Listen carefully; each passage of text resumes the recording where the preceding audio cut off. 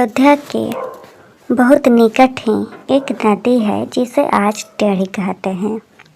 उसके तट के निकट ही एक भक्त परिवार रहता था। उनके घर एक सरस्वती नाम की बालिका थी। वे लोग नित्य श्री कनक बिहारी जी का दर्शन करने अयोध्या आते थे।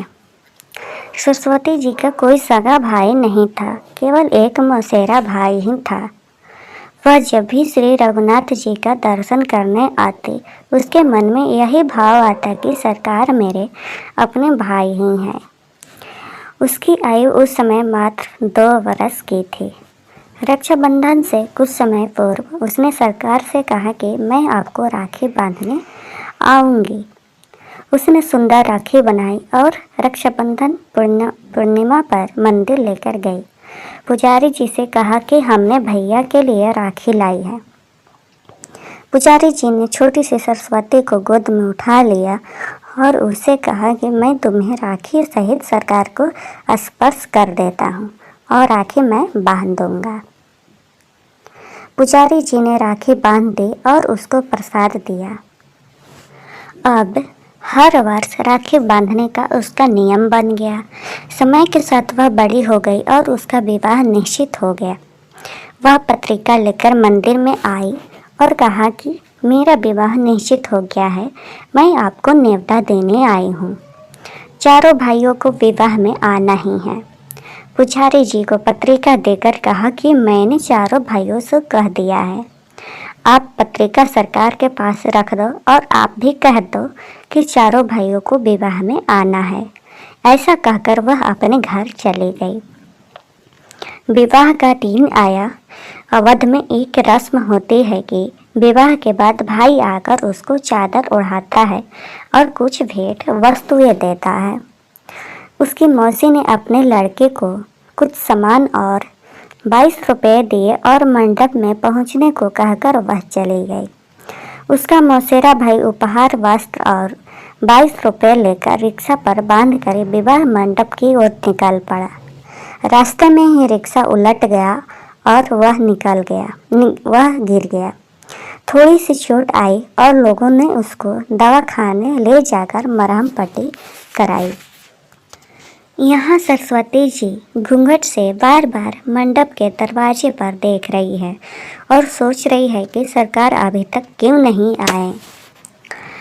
उसको पूरा विश्वास है कि चारों भाई आएंगे। माँ से भी कह दिया कि ध्यान रखना, अयोध्या जी से मेरे भाई आएंगे। माँ ने उसको भोला समझकर हंस दिया। जब बहुत देर हो गई तब व्याकुल होकर वह दरवाजे पर जाकर रोने लगी।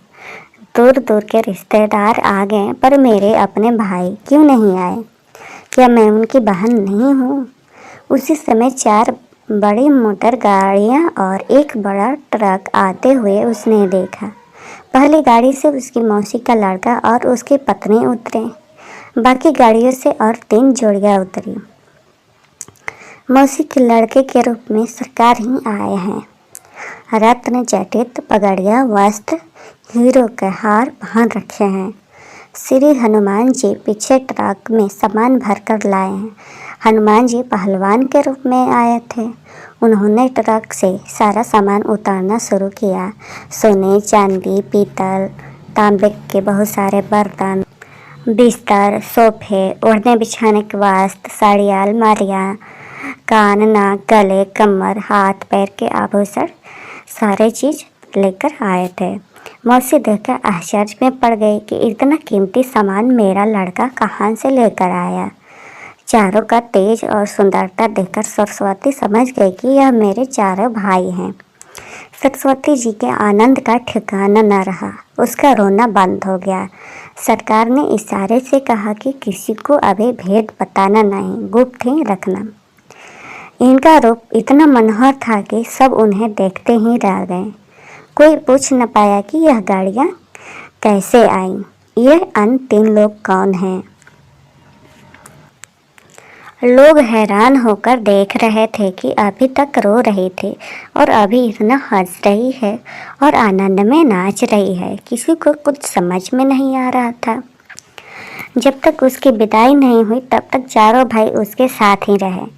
सभी गले मिले और आशीर्वाद दिया। सरस्वती ने कहा, जैसे आज शादी में सब संभाल लिया वैसे जीवन भर मुझे संभालना। जब वह गाड़ी में बैठकर पति के साथ जाने लगी तब चारों भाई अंतर्धान हो गए। उसी समय असली मौसेरा भाई किसी तरह लंगड़ाते हुए पट्टी लगाए हुए वहां आया। उसने वस्त्र ओढ़ाया और 22 रुपये दे दिया। मौसी ने पूछा कि अभी अभी तो बड़े कीमती वस्त्र पहने गाड़ी और ट्रक लेकर आया था, ये पट्टी कैसे बन गई और कपड़े कैसे फट गए? उसको तक कुछ समझ ही नहीं आ रहा था। अंत में सरस्वती से उसकी माता ने एकांत में पूछा कि बेटी सच सच बताना कि क्या बात है, ये चारों कौन थे?